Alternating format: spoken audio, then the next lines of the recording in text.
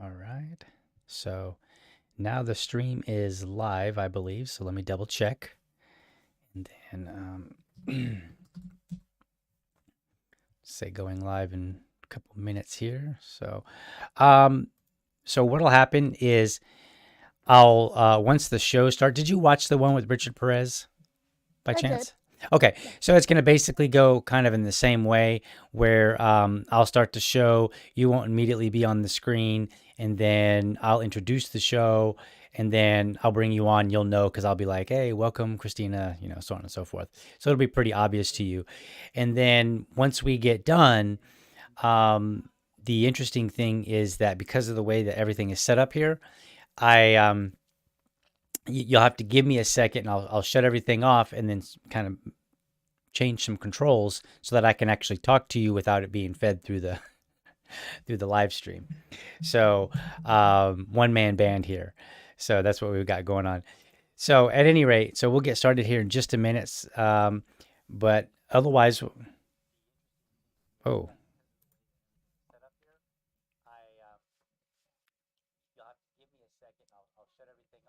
oh, I know what's going on. Talking to yourself. Yes, I was sending out all the audio there, so and I still am. So give me a second. Interesting.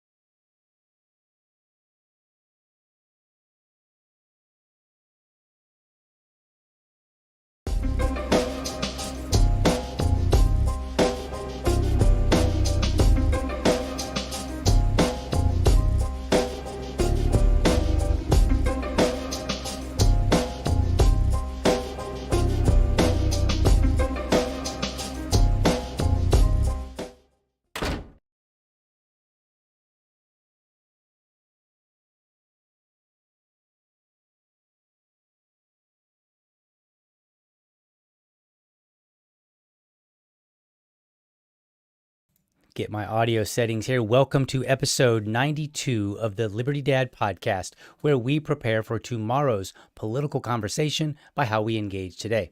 This episode, I interview Krystina Baxter for Region 7 rep of the Libertarian Party of Florida. These interviews are intended to be tough, and by tough, I don't mean hostile, but candidates will be put in the hot seat. Why would I do that? Well, I feel interviews are often either too soft or too hostile. They focus on what we like or dislike about a person rather than whether they can communicate their fitness for a role. Dale Carnegie once said, "There are always 3 speeches for every one you actually gave. The one you practiced, the one you gave, and the one you wish you gave." Interviews are similar. There's the one you prepared for, the one you gave, and the one you wish you gave. I once had a 2-hour interview with multiple people. As I left, I was feeling like I missed the mark on several answers. And then as I drove away, it all caught up, and I realized I really missed the mark on some questions. I immediately pulled over and pulled out my phone, punched out better responses to every question that I could recall, sent the email, and hoped for the best. I didn't get the job, but I did nail the next interview. These interviews are intended to be tough so that each candidate later says to themselves, "Man, I should have said this." Word of caution, though. Just because someone doesn't have an answer or gives an answer that you believe is underwhelming, it doesn't necessarily mean they are not the right fit for the job. It only means that they weren't prepared in that moment to answer the question, and hopefully the next time they will be. The goal isn't to embarrass people or give an interview that's so tough it leads people to believe that the candidate isn't ready for the role. It's simply to raise the bar with our expectations of leadership and how we interview, starting with communication. With that, let's dive right in and hear from Krystina. Krystina, how are you doing? Doing good, DL. How are you? Very well, trying to get this show all worked out correctly and properly here. And I think I've got it all figured out for now. So had a couple errors earlier, but no big deal. So, but we have managed to make it. So you are running for the Region 7 rep role. So let's just dive right in. And before we talk about the role, let's talk about you. And let's go ahead and introduce you to anybody that may not know you or tell us something that you don't think we know. Okay. Well, like you said, my name is Christy. Um, I've been a part of the Libertarian Party since 2020 in the Joe Jorgensen campaign. But as far as being a libertarian, it's Mm-hmm. something that's always been part of me. Not necessarily specifically as a libertarian, but as far as my mindset and how I was raised. Mm-hmm. I was raised by my retired grandfather. Now, he was retired from both the U.S. Army as a Korean War veteran and also as a police detective in Jersey City. Mm. So he spent his years growing up in an authority figure. That was his thing. He was always even when he went home, when he went to deal with his children, he was always hard and stern, and that was Mm-hmm. his life. And then all of a sudden, it comes to his life and his retirement, and he doesn't have his wife anymore, and he has his 30-year-old Down syndrome son, and then he has his granddaughter. Mm-hmm. And he has no idea how to deal with the world and how to get things going. And it changed his perspective on a lot of things. Right. He's the person who inspired me to be anti-war. He's the one that taught me how to be questionable of the law, not necessarily to not want to be like anti-authoritarian Mm-hmm. necessarily, but how to differentiate between somebody who has your best interest at heart versus somebody who's trying to pin something on you. Right. Um, as far as that delivery and how to judge people, how to be a good volunteer. Like I've been volunteering since I was 5 years old, handing out Girl Scout cookies. Like everything that is me came from the way that he raised me, but he Okay. didn't raise his own children in the same image, because with me came his great awake. I was basically his red pill, I guess would be the Okay. way that we would that in terms of the world today. Gotcha. So I carried that along long past when he was gone. My first introduction into actually who libertarians were was 9/11/2001. Okay. Um, my first few days of high school, and my science teacher, my biology teacher, he was a libertarian. And he wasn't the kind of guy who talked about politics a lot. Like that Right. was a theme going on the rest of the year, that it wasn't his thing to like to push his ideology. But you could tell in the way that he taught that he was more interested in teaching life lessons. Hmm. And that's the kind of guy that he was. And a lot of the life lessons that he taught me, like I don't remember a lot of things about biology, but I sure remember Mr. Stevenson. Right. And when we got to the point of high school, I was in more of the anarchist's mindset. Like, my vote doesn't really matter.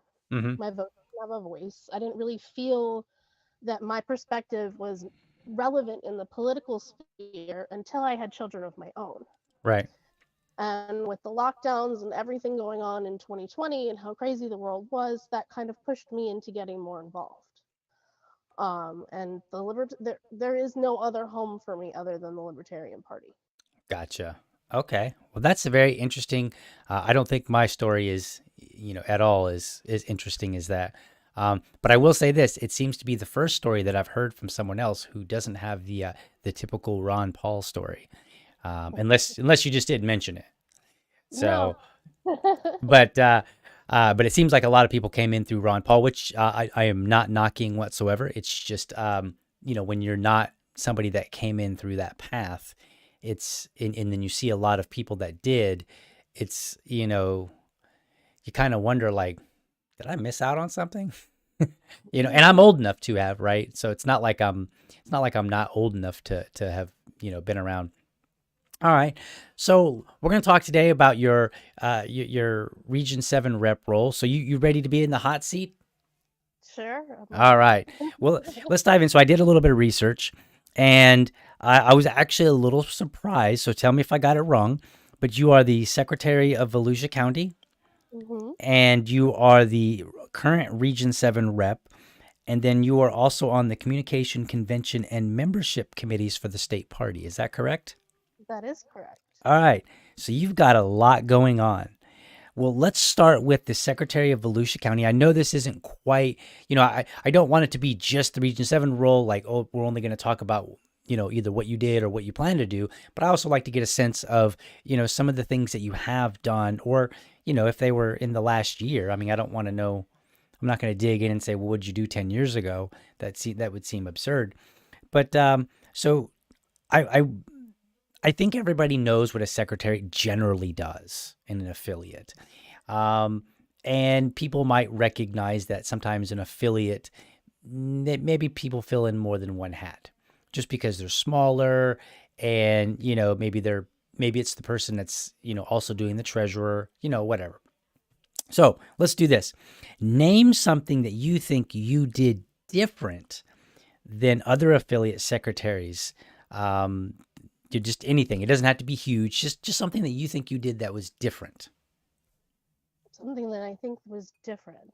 Yeah. Um, well, every time we have a meeting, Mm-hmm. I try to use my little time slot during our meetings to push something new, something different, even if Mm-hmm. it's not something that we actually do.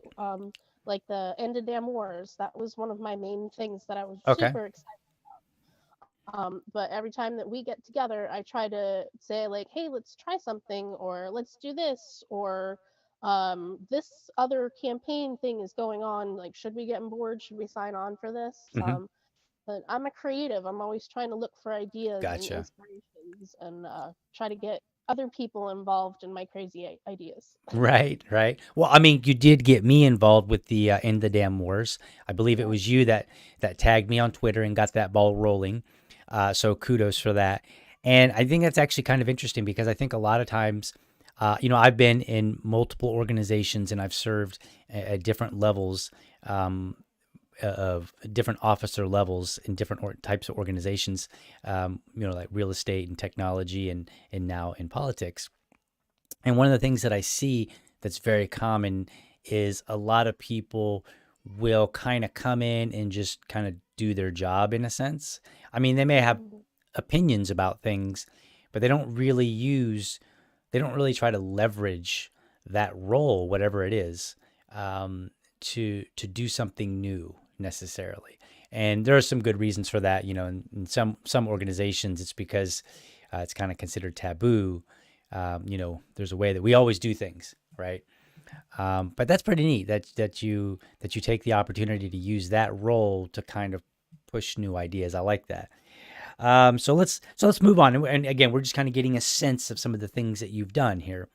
So let's move on, and I want to talk about the communication convention and membership committees. Um, what are the goals of each of those committees? And you don't have to be super elaborate, just a general goal of each one. Well, ultimately, the goal of communications would be the delivery and the message of the Libertarian Party. It's Okay. basically the um, and the LPF has had the same brand for a long time. Mm-hmm. And it's always about candidates, Mm-hmm. and it's always specifically about the Libertarian Party and libertarians. Okay. But one of the things that I really want to see is I want to see more. We're going to focus on the individuals, and we're going to focus on the affiliates. Okay. Um, like if you're familiar with my presence on Twitter, Mm-hmm. Facebook, Right. I'm always quick to be the one to put out a retweet or a comment or Mm-hmm. something. Yep. I want to bring that to where we are, because a lot of everything that we do, whether it's communications or the executive committee, everything that we do is very bureaucratic. You have to ask somebody else's permission to do this. You have Mm-hmm. to make sure that this goes by our rules, our guidelines, our bylaws, everything. And like, there are too many people to please, and libertarians are some of the most opinionated people Right. on this planet. So it comes down to how the message is delivered. Right. And as far as all of these committees, I've joined so much and got so involved, not because I want to run things, but I want to know how they work. I want Right. to know what I can do and how I can be creative to improve upon these things Right. as a whole. Now, is the And communication committee, is that something that is responsible for the outward communication and the internal, like yes, public internal? Okay, so the emails that I get fall under the communication committee, making sure that happens. But then if I see a tweet or a Facebook post, that also falls under the scope to an yeah, extent. Okay, yes, gotcha. So if we have beef, so that people, if you got beef, then go to lpf.org and look up who's on the communications committee and then take it up with them if you got beef on the messaging that's coming out on Twitter or on Facebook. And I think we have an Instagram too. Is that correct? yes. Yeah, yeah, we have an Instagram. Awesome. All right. So I didn't mean to interrupt you. Sorry about that. So if you got more on that one, let's hear it. Otherwise, you can move on to the other ones. We'll see what you got here. Okay. Well, membership is the easy one. Mm-hmm. Kind of falls under the same category.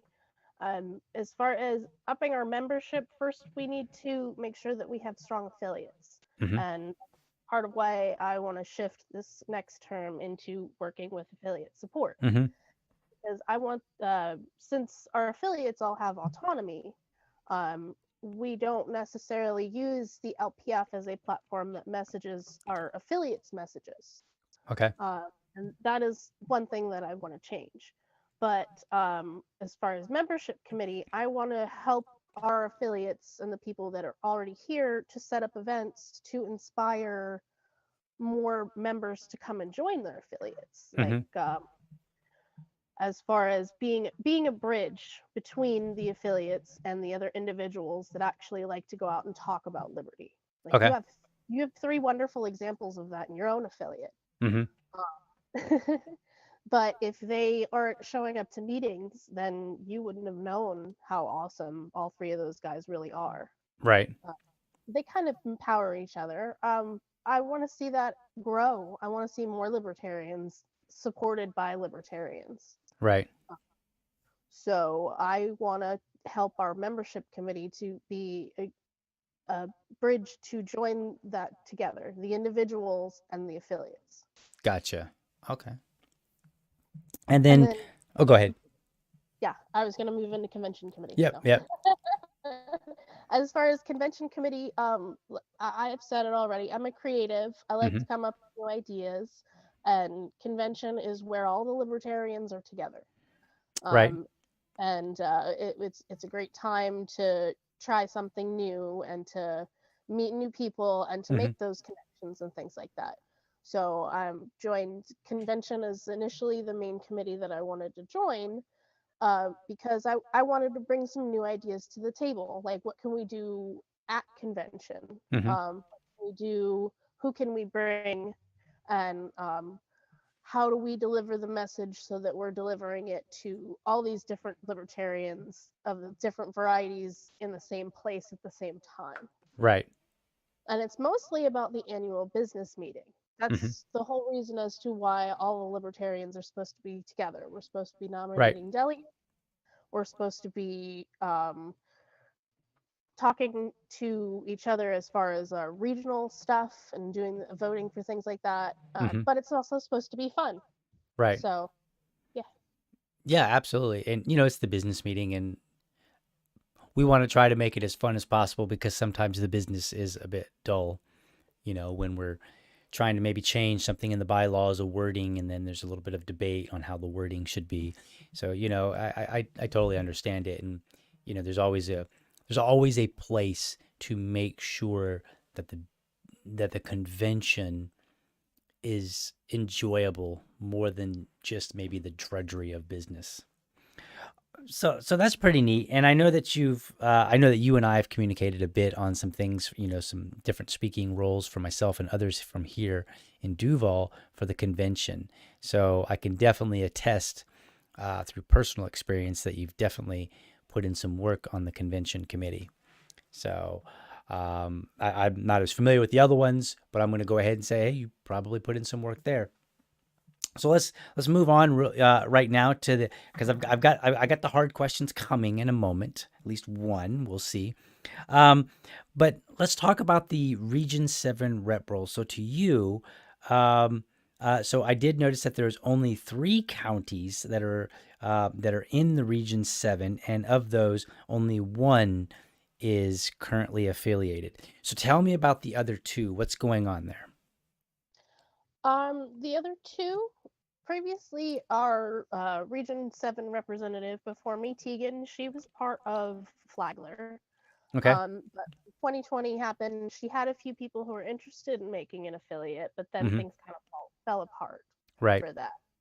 Um, as far as outreach goes, I haven't found anybody in either of those regions yet who are interested in taking the role of putting together an actual affiliate. I've Mm-hmm. spoken to a few people that have sent emails and messages and things like that, and they're totally interested in at some point meeting other libertarians, but not necessarily starting an affiliate and Gotcha. getting that ball rolling.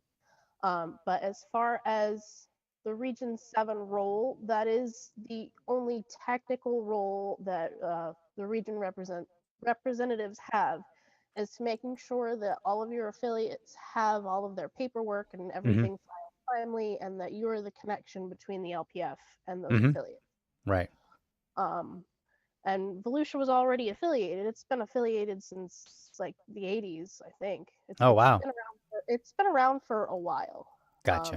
I forget exactly what year they were started, but it used to be bigger, from my understanding. I think St. Johns County was also part of the region, and they seceded for their own independence in whatever way. That was before my time. Wow. I know they're in my region, Region 5 Mhm. now. I was not aware that they were once upon a time in Region 7. Yes. Um, Interesting. I'm sure there's people who can give the history and background on Sure, that. yeah. But I know that there's a lot of history in the area, even with Right. just my affiliate and how things have changed and progressed with the people here. Right. So, one of the things that I would want to focus on going forward is my own affiliate with the Joe Hanoush campaign. He's running Mm-hmm. for Congress. Mm-hmm. He's running for Congress against Michael Waltz, who has his name as the main person signing for wanting to have the draft also for women. Mm-hmm. And you can imagine how I would not agree with that. Right. And neither does Joe Hanoush. Right. So that's one of the big things that we're going to be focusing on. We like to do the larger events that are in town and around the county to collect petitions versus the going door to door, because Joe Joe doesn't care how many signatures he gets, he cares about how many votes he earns. Hmm. Uh, he's his biggest goal is, of course, getting all of those signatures, but Joe wants to earn your vote by finding out what you want to see changed and the changes that you want to implement and how he can help. Right. So he'll always ask somebody what their top issue is, what makes them a voter. Hmm. Um, and that is where I want to focus my time and attention is on his Right. campaign. So does and I don't want to distract too much with, but just add a quick question. Does he you said he cares more about the votes than the signatures, but don't you need the signatures before you can get the votes? Yes. He wants to make sure that he's talking to somebody who actually can vote for him when he's collecting those signatures. Hmm. So, as much as he might be interested in going to up to your affiliate to go do something, getting those signatures doesn't mean as much as getting a signature as somebody who lives in Ormond Beach who can actually cast their vote for him. He wants. Oh, okay. I see what you're saying. So he's not looking necessarily to just get all of the signatures and say, "Hey, I'm on the ballot." He wants to make sure that every signature is one of somebody that's going to vote for him. Correct. Gotcha. Okay. So, That's an interesting strategy. We'll yes, we'll leave it at he that. I'm not sure that I agree, but hey, Joe's not here to defend himself, so we'll let it be. he may want to. I should try and get him to come on and talk about it. Sure, absolutely. But not until after convention because I'm swamped. I mean, he doesn't qualify until May, so Okay. there's some time there. Yeah, maybe I'll have a conversation with them. That would be, I don't have any issue with that necessarily.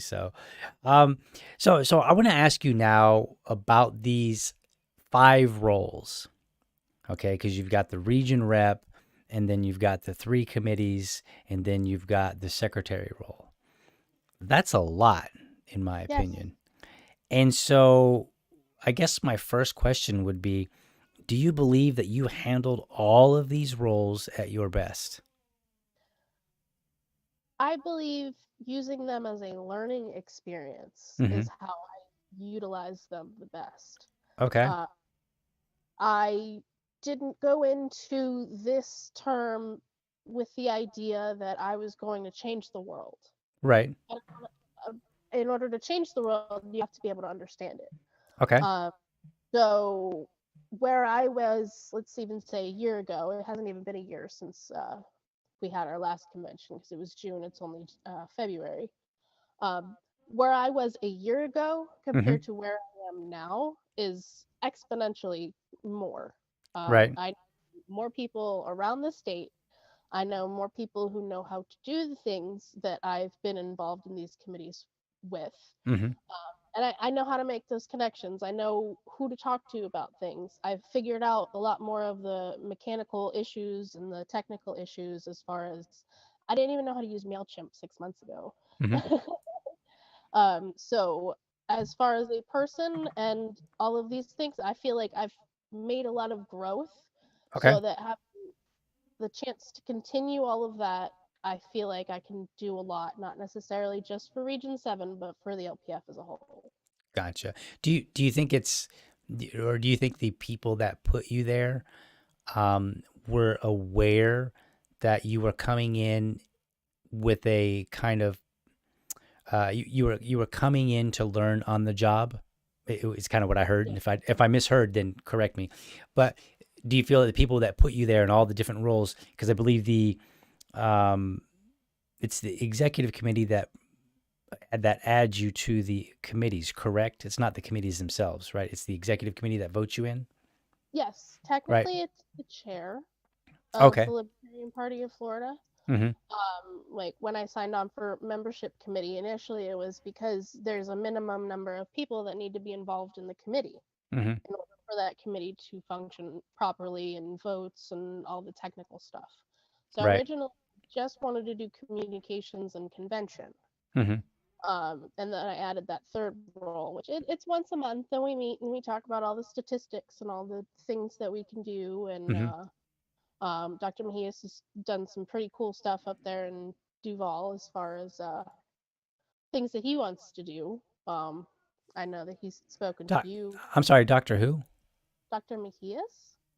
Are you talking about Ricardo? Yeah. Oh, okay. I was like, that name kind of sounds familiar, but I was like, wait a minute. And I don't think I knew that he was doctor. I was not aware. We just call him Ricardo around here. So, Oh. um, yeah. So we were saying like, hey, Ricardo, how's it going? So I just didn't recognize the two different names. Okay, gotcha. Yeah, because I know that he's on the membership committee. Yes. And he's really good with statistics and data Hmm. and all that stuff that I'm not good with. Right. Yeah, he just sent me some information for the Region 5, some information for voters so that we can start reaching out because we're we're getting ready to do a push in our own affiliate where we reach out to Duval members and let them know that there's a party that's active and doing things and that would like their participation. And Yes. so we're gonna be doing some door knocking, some phone calls, some emails, some letter campaigns, some snail mail. So we've got some things ahead of us. It's just now trying to figure out how to eat that elephant right now because Mhm. we've there's 2,700 people that are registered libertarian here in Duval, and Way so the more. question, yeah, and the question is like, okay, you can't just, I mean, you can't necessarily email them all because you don't necessarily have all the emails. You can't call all of them because you don't have all the numbers. And even if you did, that would just be very difficult. It's even worse to talk about going door to door, Mhm. right? So we have to do a mixture, and we have to try to figure out what do we got and how do we kind of do this in a structured way so that it's effective and that we're not just kind of, throwing stuff at the wall. But anyway, all right. So you've kind of established that you're the people that have put you there, whether it was by vote, so like say the secretary or the region rep, or by appointment, the committees, that people were familiar. You believe at least that they were aware that you were coming in and like saying, "Hey, I'm not terribly familiar with a lot of these things, but I'm going to do my best." Yes. Right? Okay, fair enough. So I'm the kind of person that says there becomes a point when you're doing too much. I'm not going to say that that's what's going on here, okay? But that's the basis for my questions, okay? And it's not to say that I assume that either. I'm just saying that when I start hearing a lot of different roles, I immediately wonder like, is it too much? For some people, it's not. There are some people that are just insanely productive. And you're like, I want whatever cocaine you have because that's what I want, right? Like you see people. I mean, and I think that's the one thing that we need to realize is that just because somebody's fulfilling a lot of different roles doesn't mean that they're necessarily dropping the ball on all of them, right? But they might be. So I think I think we kind of gotta, we gotta find out because we want to make sure. My biggest concern is not that like somebody's not going to do a good enough job. It's actually burnout because I've Mhm. watched people get burnt out by trying too hard and then they get too frustrated because they're doing too much and other people are not doing enough, right? Yes. So I think that can be a bit of a problem. I mean, I love the idea of people coming in and just maximizing their work. And if maximizing is one committee or four, like, hey, whatever it is for you. So let me ask you, what role in which one of the roles of the five roles do you feel like you had your biggest impact? And then I'm going to switch it up and ask you for your least impact. Well, I think that the convention this year will tell you a lot of that. Okay. I guess maybe withhold your judgment until that because I'm not judging now. I've put a lot of work into the convention committee and to try Hmm. and make things happen and to try and make it so that we're highlighting Florida libertarians. It's easy to call up a bunch of libertarians that live Hmm. far away and say, "Hey, come get drunk with us and talk to us about liberty." Right. It's easy. It's Florida. It's beautiful here. Anybody will come Right. here on vacation. Sure. I mean, even AOC will come here. Not Exactly. she's not a libertarian, but um, Oh, some people say she's a libertarian. some people are wrong. But what's not easy to do is to make sure that you represent everybody in the Libertarian Party equally. Right. Right. Um, so my focus with this convention is to try and use as many of our candidates, activists, and people that want to be involved as possible. Mm-hmm. It's not necessarily about having the biggest ticket, it's about sending the best message and Mm-hmm. making sure that everybody leaves our convention happy, like they saw somebody who inspired them. They saw Right. somebody who they can't wait to link up with and do a social with. They met Right. somebody who makes them excited for liberty, because Right. I love selling things and I'm really good at selling liberty, and Mm-hmm. I want to inspire people to do that more. Gotcha. Hold Okay. hold that best thought and see how I did with the convention to see if you agree with me there. Okay. So um so let me stop you right there for just a moment. So when people go to the convention and they're because at the convention that's where people are going to vote for you to be the continued Region 7 rep. So when voters are there, and this will apply mostly to the Region 7 people, well, no, only to the Region 7 people because I'm not getting a vote because I'm Region 5. Um, so when they're there and they're looking and they're like, I like the work that you're doing, they should look and say, do I like the variety of people that were presented at convention for me to hear from? Like, that's one of the things. I mean, I know it's not solely on you because it is a committee. So everybody works, the group works it out, right? mhm. But that's one of the things that you feel really good about. Like, I contributed, or you contributed to the committee by helping make sure that you had a wider variety of people to hear from. Correct? Yeah, Awesome. and Okay. local as well. Okay. I want people in Florida, when they go to the Florida convention, to hear from people that are active in Florida, that they can actually call on the phone and Right. say, we have somebody in our affiliate that really wants to do a gun rights advocate thing. And I Right. know from convention I met you at the gun rights breakfast, and you talked about gun rights. Mm-hmm. And I like what you had to say. Right. Was that Um, hard? what? Talking about gun rights? No. What? No. No. Gun rights is easy. Or waking Uh, up for no. breakfast? Was it hard to find a number? Did you have a sufficient selection of people from Florida to choose from? uh, Twitter helps with that massively. Okay. So there's plenty of advocates. You're saying, I mean, I'm sorry, activists in Florida to choose from. I know you can't do everybody necessarily because if there's a lot, then you certainly couldn't do everybody. But there's enough. You say? I think so, yes. Oh, good. The more people that I interact with, people are actually excited to Mm-hmm. want to get involved, but a lot of people are dissociated with the Libertarian Party. It comes with that election ebb and flow of Mm-hmm. being in between, that downtime. A lot of people stop getting involved, or they lose focus. Right. And all of a sudden, when all the election stuff is relevant, all of a sudden they're involved again. Right. Um, but if you follow their social media and follow the things that they're involved in, you can see that they're not actually unactive people. Mm-hmm. They're just not as interested in being involved in all of it at once, Gotcha. continuous.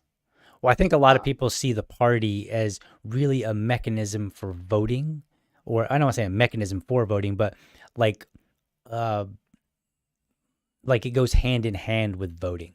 So if it's not mhm. time to vote, then why should I be involved in the party itself? Right? Right. Or you can feel free at any point if I say something that you think is incorrect, just say, no, I don't think it's the case. I mean, that's I mean, very much okay. other libertarians are also definitely the reason why people choose to dissociate from the Libertarian Party. Right. We are, in my opinion, we're all very open people Mm-hmm. willing to dialogue with each other, but we're also very opinionated and set in our own ways. Oh, absolutely. You can agree with somebody on gun rights, but then you guys don't agree on another issue, and every time you see each other, you focus on the issue you don't agree on Right. instead of focusing on the ones that you do. Right.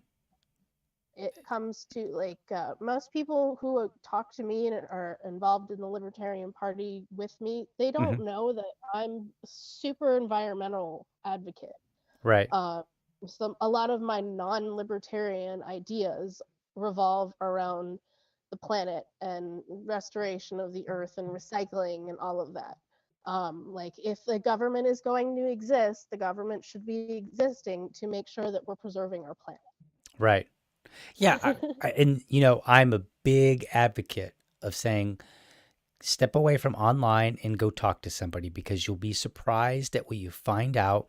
More than likely, almost guaranteed, you're going to find out that whatever caricature of that person that you had in your mind um, has some serious flaws, right? Mhm.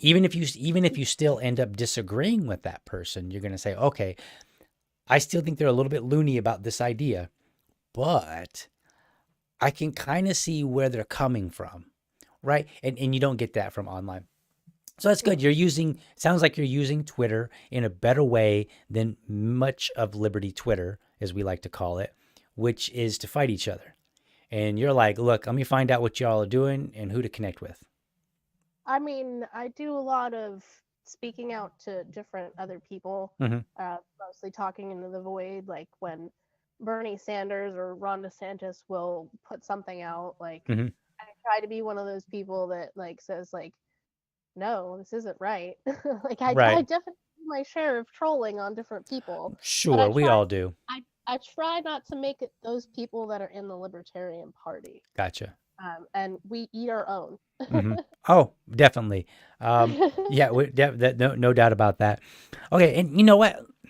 I think it's really nice to hear that you had a good selection to choose from. Because when it comes to a convention, if we look at it from the perspective of, I would like to have a lot of people from Florida engaging at our big event so that it inspires other Floridians, I think it's always better if we have to turn people away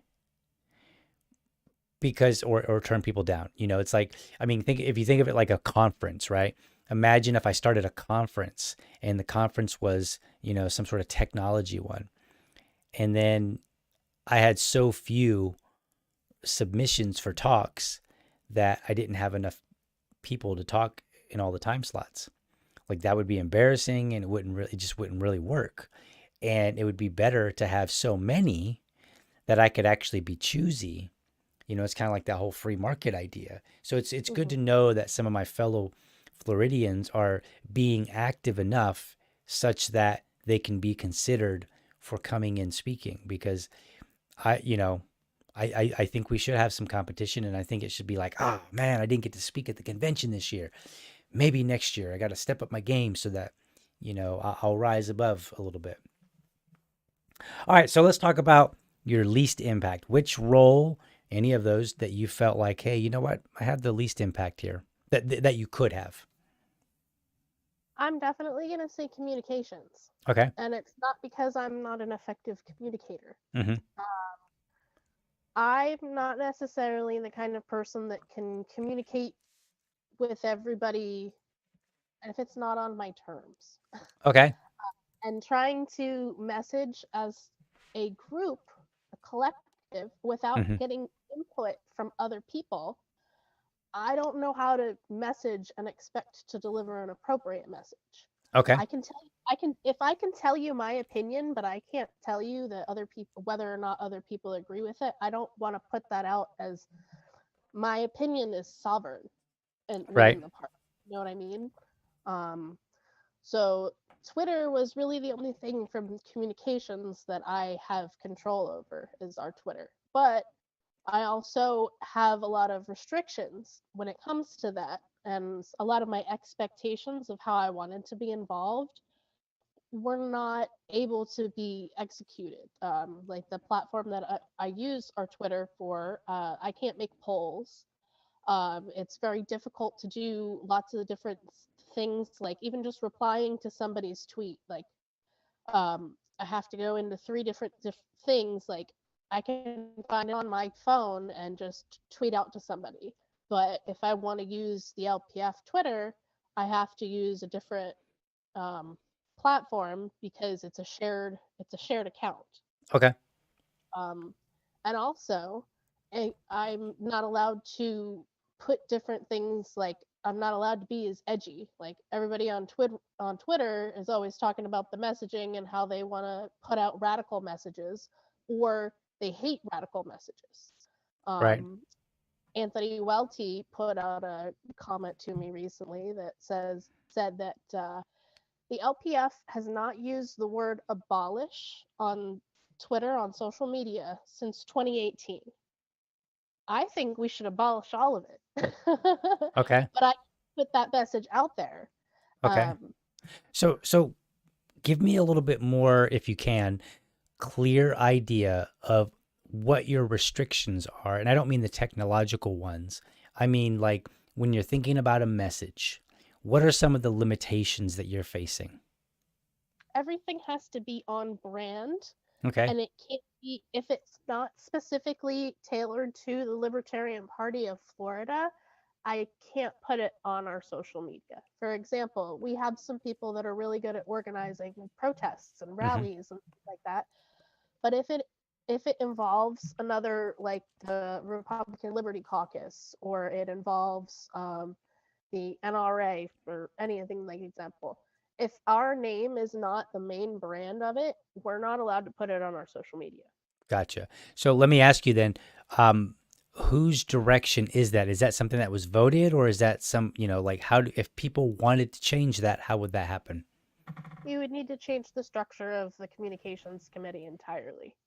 Okay. I don't. So it's coming from the committee itself, or is it coming from the executive committee, or? Um, it comes from before my existence, Okay. I guess would be the right word. Okay. And it's not even necessarily that the people involved with the communications committee specifically are against certain things. They just don't know how quickly media works anymore. Okay. Every, Everything happens at a snail's pace because you have to talk to somebody, um, and you have to make sure that you're doing everything right. Okay. That's, Gotcha. No, I'm asking because if people are watching, or when people watch it later, I think it's always wise if somebody says, you know what, I don't like that. I would like us to be able to have faster, quicker responses that are maybe a little bit more open. mm-hmm. I do understand limitations. I don't think it should be a free for all. Uh, Go to New Hampshire for that, right? I don't um, disagree with you. um, But but I think it does kind of hamstring people a little bit if you're not careful, and then it ends up being, how come we're not putting out this messaging, and maybe you get the backlash even though maybe it isn't you, right? right, Maybe you're like, look, I was put in here. I can't just do my own thing. I would like to be a little bit more vocal about certain things, but for one reason or another, it's not. I cannot do that. So I think we just need to know, like, who is it? Like, who do the members talk to the communications committee? Do they talk to the chair? Do they start sending letters to the executive committee? Like, who is it ultimately that makes this change? you need to get involved with the committees themselves. Okay. If you want your message put across, Mm-hmm. you need to sit and, let's say you're somebody who's good with graphics. Okay. We need more people to step up and say, hey, I don't have a lot of free time, Mm-hmm. but I can make 5 graphics a week for you so you have something to contribute for next week. Right. Uh, or somebody who's good at finding articles, and like they spend a lot of time reading the news, like Mm-hmm. somebody gonna pick and cherry pick just articles. It doesn't have to be one person who every time they find something on the internet posts it and just puts their opinion. It Right. should be, everybody should be playing to their strengths, so Mm-hmm. that everybody is showcasing their own work, even if Right. it is only one person physically sitting at a computer Right. that's putting these things out there. It's created by a collective. Right. As much as libertarians aren't really pro collective, Sure. if we're putting out a message as a party, we need to have some form of collectivity. I mean, I hear where you're going with it, and I think a better way to phrase it may not be collective, because the moment we say that, libertarians are going to be screeching. But I think they recognize, and I'm drawing a blank. I know the term that I want, the division of labor, right? Mm-hmm. If you ask me to design graphics for you, you have divided the labor wrong. I can assure you. Because I don't Mm-hmm. do graphics, right? Like Right. that's just not me. Or for instance, I'll even give you an example in our own affiliate here. In our own affiliate, where I'm the chair, we have a member who said, "Do we have a TikTok account?" And I said, "Are you volunteering?" And Exactly. she said, "Sure." And I said, "Because I could tell you right now, I've seen the stuff that I see coming out from TikTok that I find enjoyable. That's not stuff I could have come up with. It's just not. I like it. It's cool. There's some funny stuff out there, some little, like 30-second skits or whatever. And it's amusing, but I'm not going to be thinking of it." And then, so we got her set up. We actually got a TikTok account for our affiliate. And she sent a video there's a chat, there's this messenger chat that we all have where we kind of talk about things that we're doing or whatever. She sent a video and she's like, "Yeah, I put out this video." And I watched it and I was like,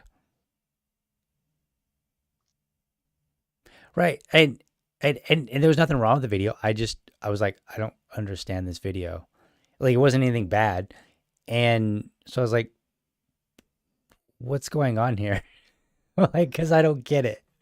And she explained it. And then I was like, oh, okay, I get it now. Um, Seems a little weird to me, a little silly, but whatever. Like, it was nothing harmful whatsoever. I mean, it was very clean. Um, but apparently it was, it's just something that was trending. And I think that we need to start really recognizing that it's not collective, it's the division of labor. Mm-hmm. If somebody's good at speaking, then get them to speak as much as you can. If somebody's good at writing, get them to write. If somebody's good at graphics, do graphics. If somebody's good at organizing, whatever, all over the place. And I think that's, for a party that prides itself on being all about economics, the division of labor shouldn't be that hard. I'm just saying. Again, it comes with that activism burnout too. Right. You look, the most of the people that are really good at liberty are not part of the Libertarian Party, or at least they Hmm. don't use that as their platform. Gotcha. Like they'll find and they'll make a PAC, Mm-hmm. or they'll do it through a caucus, or Right. they'll do it through a nonprofit organization. Mm-hmm. They'll find some other avenue in order to use that. And as the way our communications and our system is set up within the Libertarian Party of Florida, is that once you're doing those things on your own, it's Mm-hmm. no longer our brand. And then it becomes a gray area of whether or not we can even promote those things. Gotcha. Okay. So it's, and I don't want to bash the LPF. I think there's a certain reality of making sure that we don't just let loose, but it seems like it's very difficult to find that proper balance of, okay, let's keep control here so that we don't fly off the handle, but at the same time, let's not keep control so tightly that we're consistently behind. And I felt like that in my podcast a time or two back in the day, where I would try to keep up with maybe the new happenings, and the structure of my podcast was that I couldn't put out material quick enough because of, I've got a regular life, I've got, work, and then I've got the time that's needed to invest into putting it together. And I'm a one person show, one man band here. So I don't have those kind of restrictions. There isn't any like, I need to get an okay from somebody or make sure that it's, all I got to do is decide that I want something. And I was even having trouble sometimes putting out content as well. So I can certainly understand that there is a real honest challenge here. So that's great. I'm glad we had that conversation. I do want to kind of shift gears a little bit here and move out away from these committee roles. I think you have established that you're that you're, I'm sorry, what did you say your least impact was? Communications. Communication. That's right. Yeah. I'm sorry. We just talked about that. Duh. I was thinking of something else. So you've established, your biggest impact. You've established your least impact, and where those were. But I think you've established that you've been able to function in a way that isn't, um, that doesn't drag everybody else down. It sounds like that to me. So let's talk about Region 7. So you've been in Region 7. So what have you done that you're proud of for Region 7 in this last year? You were here the whole year, right? You were voted in a year ago, correct? I'm correct on Yes. that? Okay. Yep. So in this year, what did you do that wasn't present before then? I it told you it was a should little bit tough. it should be an easy question, but I kind of followed everybody else's lead this year as far as what they wanted to do. Mm-hmm. Does things a little bit differently. When we hold our officer elections in January, Mm-hmm. and then in February we vote on our agenda for the year. Mm-hmm. So all of the big events that we're going to go, we set our budget for. Um, so when it comes down to specifically doing,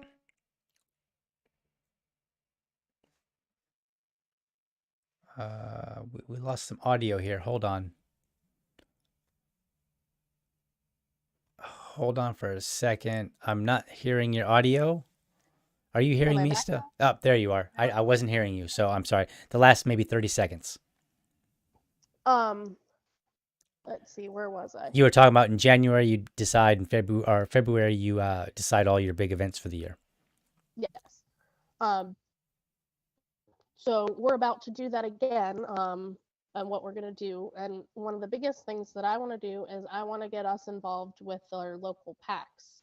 Mm-hmm. It's taken me all year, but we finally have the chair from our local Volusia Parents for Freedom Mm-hmm. is has finally decided to join the Libertarian Party, Mm-hmm. and I'm super excited to try and get all the school board moms to get more involved with events that we're going to be doing. Okay. I've done a lot of outreach whenever I find people to try and get people to join, but as a stay-at-home mom, I don't necessarily always get as much time as I'd like to actually go out into the community and do things. Mm-hmm. It's like I love what you guys do up there. I wish I had more time to do things like that here. One of the big things that I want us to try and do this year is to actually adopt a highway. Okay. A lot of affiliates do, and we talked about it. We Mm-hmm. danced around it last year, but that's one of the big things that I want to do and to put in action this year is I want to Gotcha. do more volunteer work. So is that with the affiliate or with for the Region 7 rep role? I'd like it to be both. Okay. Okay. um, I'd like to figure out where those holes are that we can fill. Gotcha. Are you talking about like potholes, like what we did here in Duval? I mean, if you've got connections so that you can get me to start filling potholes in Putnam County, that would be awesome. Right. uh, one of the first places I'd head over to is Daytona Beach downtown there. Mm-hmm. I wish I could just come through with a roller and go down Main Street and fix Main Street. But No, I hear you. Like there were so many. We were very fortunate to find a hole that ended up getting bigger, and by the time we filled it, it was ginormous. I saw So that. yeah, it was pretty amazing. Okay, so it sounded like there wasn't a whole lot of activity with the Region 7 role this last year.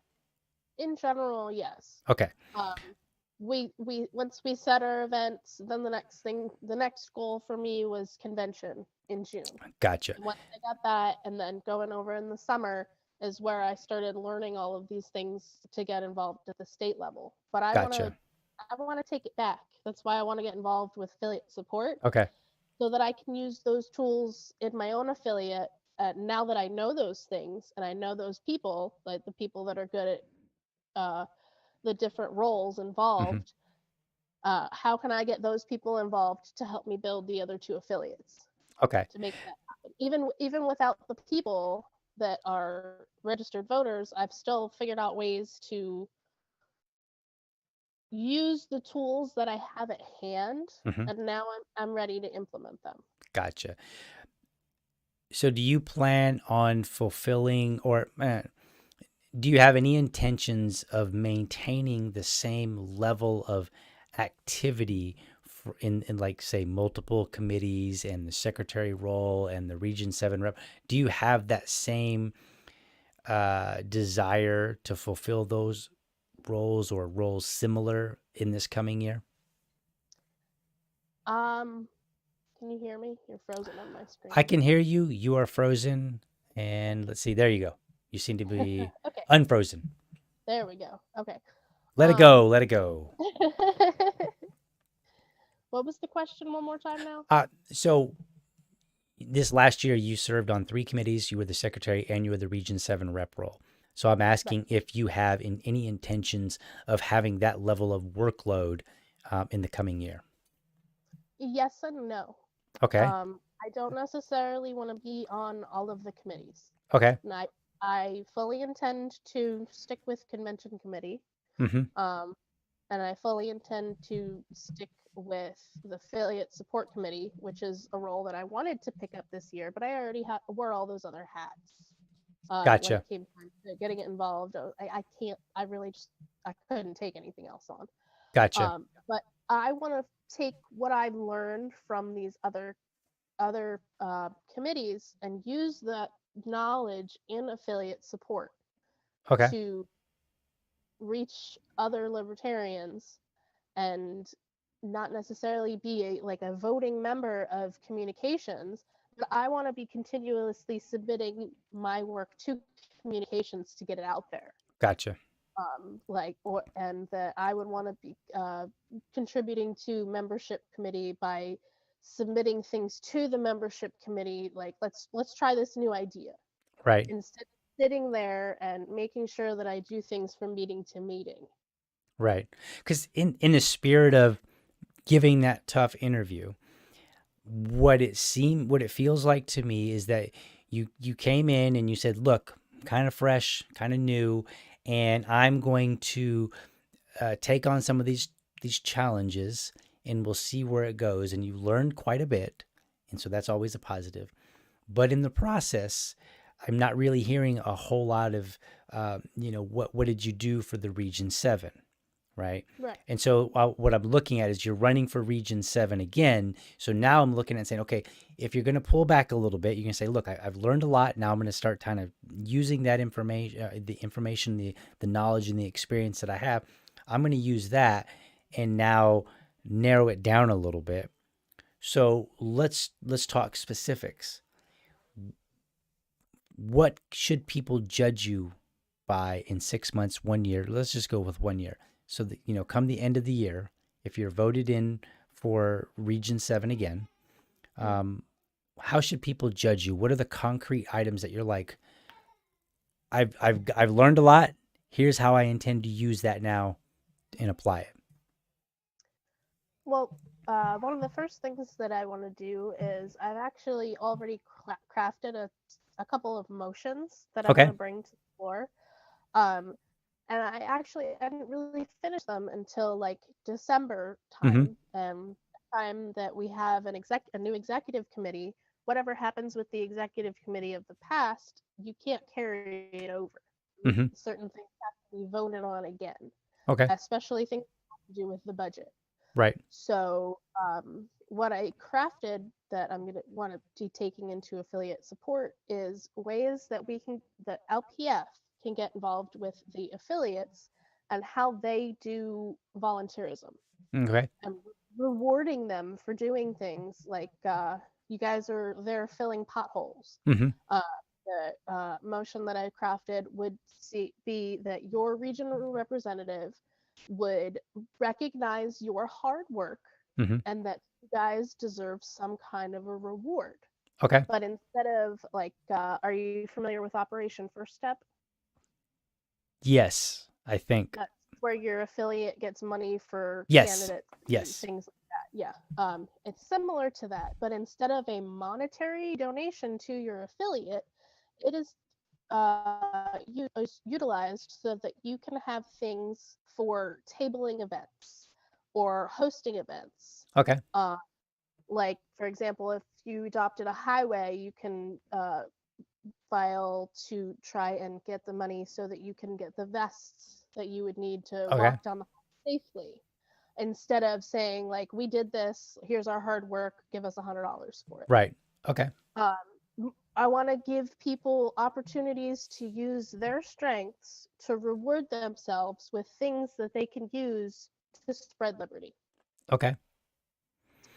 Um, So you're looking at some motions that would allow you an opportunity as a region rep and others as well to recognize affiliates for the work that they're doing. yes, and individuals. Okay. Um, like if there's a specific individual that, like, they have a nonprofit organization that they already work with. Mm-hmm. Like I know that there's a lot of people that do things like the different, like the Eagles clubs and Mm-hmm. the VW, things like that. And through those other organizations, they're still doing volunteer stuff. Um, so I want to be able to recognize those people more, and not Gotcha. necessarily a monetary way, like saying that your VFW membership has nothing to do with the fact that you're uh, part of this affiliate, but the fact that you have a VFW membership and you got your VFW to donate so much to Toys for Tots Mm-hmm. is something that you used as your initiative to try and better your community. So those Gotcha. things would be nice. And what kind of support do you already have for that for people that can make it happen? I've talked to a lot of people, and everyone that I've talked to that, as of right now, is a voting member has been super supportive of it. Okay. As far as rewarding our affiliates with something physical as Okay. opposed to monetarily. So you think that if the motion were to come up, there wouldn't be a huge debate, and you would largely have the support needed to make it happen. I I believe so, yeah. Okay. I know there's no guarantees, because we cannot ask you to guarantee what other people how they might vote. But I'm just curious about the conversations you've had.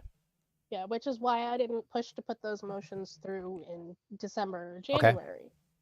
As much as I wanted to, I wanted to start off the year fresh with certain things. Gotcha. Another thing that I really want to do is I want to work with people to try and coordinate more LPF officially branded events. Mm-hmm. So it's not always just that because we have an affiliate that's in a certain area, they're the only ones that can do an event in that area. Right. Uh, I want to try and get the LPF to sign off and say, hey, this affiliate wants to do this event, but they only have so many bodies. Let's get some more volunteers going to it. Let's get some more people who are like, for example, the cannabis festivals. Mm-hmm. There are a lot of people in the state of Florida that care a lot about cannabis. Um, but they might not be the people that are in those specific affiliates where cannabis events are going on.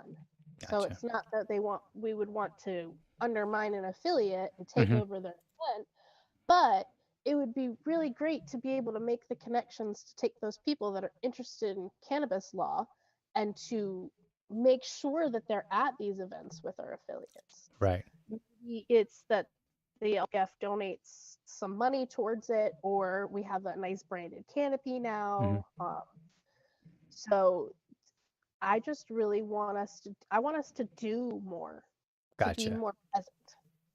And Gotcha. ultimately, that is my goal going forward, is to try and find ways to make the LPF more present in Florida. Okay. Any chance or can you hear that? I can hear Yeah. you. So that would be my son. I've got the door locked, so he can't come in. Um, we will see. We will see if this lasts or not. Toddlers can be toddlers, so I I'm may have to usually let the him in. one with somebody in my lap right here waving Right. at the I may have to let him in real quick. So I know this is a live stream, but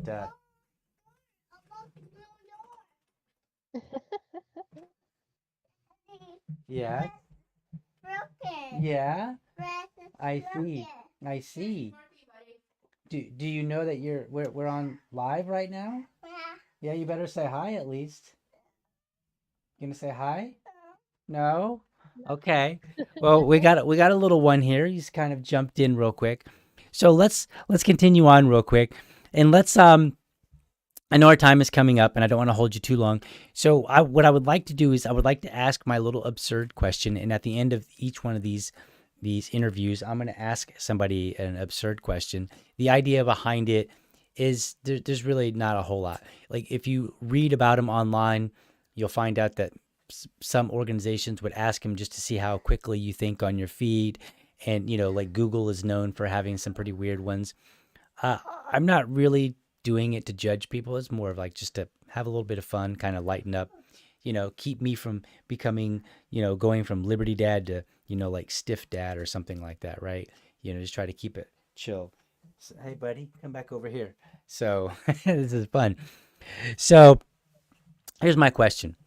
And for anybody that's watching, I'm just going to define one word. So when I say the word statist, what I mean is somebody that appreciates or advocates for more laws. Okay, we're just going to keep it really simple. Okay, so that's what I mean when I say the word statist. So how many people, let me see, how do I want to phrase this? Because I didn't quite write it down the exact way that I wanted it.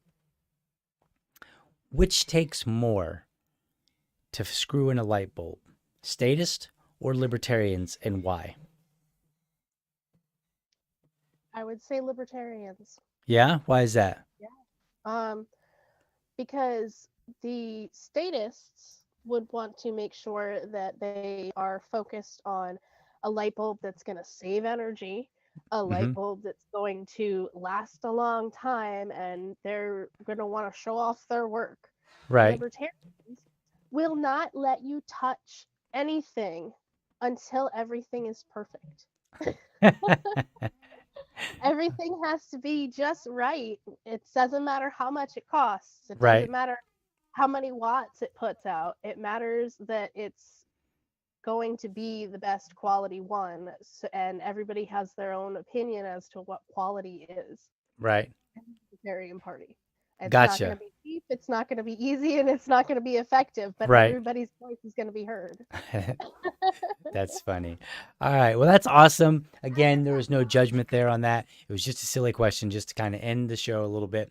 So final last words. What you got to say about anything that we talked about or anything that we didn't talk about that maybe I missed? Well, I am really excited to see everybody at convention at the end of the month. I'll be there. Maybe. Yes. if I get my butt in gear and register. I thought you were going to ride your bicycle, right? I was talking about it and nobody took me up on the offer, and thankfully, because it's been a slew of crappy weather and I won't train in weather under like 50. I don't blame you. So, but yeah, I'm super excited to see all the people that I don't get much of an opportunity to see that are definitely all still out there and doing things and advocating for liberty. right. And finding ways to meet up with you and figure out what you do. Right. That's me talking to everybody else. What do you do for liberty, and how can I help you achieve it? Gotcha. Awesome. Well, everyone, Krystina Baxter running for Region 7. If you are in Region 7, hopefully you're watching, whether it's live or whether it's later, that's fine. And hopefully you found all the answers you need to decide whether or not that Krystina is the right fit for this role. And as for me, this is Liberty Dad, DL Cummings, and thank you for tuning in. And that concludes our show. So we are out. That's all for this episode. If you're watching on YouTube, be sure to hit that subscribe button and connect with me at LibertyDad on Facebook, LibertyDad Pod on Twitter, or send me an email to libertydadpodcast@gmail.com. I'd love to hear from you. To catch Liberty Dad episodes when they air, head over to facebook.com/free speech media, where the weekly episode airs Monday night at 8 p.m. And while you're there, be sure to check out the other free speech media shows. Prefer an audio format? Then head on over to LibertyDad.com or just search for LibertyDad, all one word, on your favorite podcast app. Remember, if you're a champion of liberty, your business is people and your product is liberty. Have a great week. Catch you next time, and I'm out.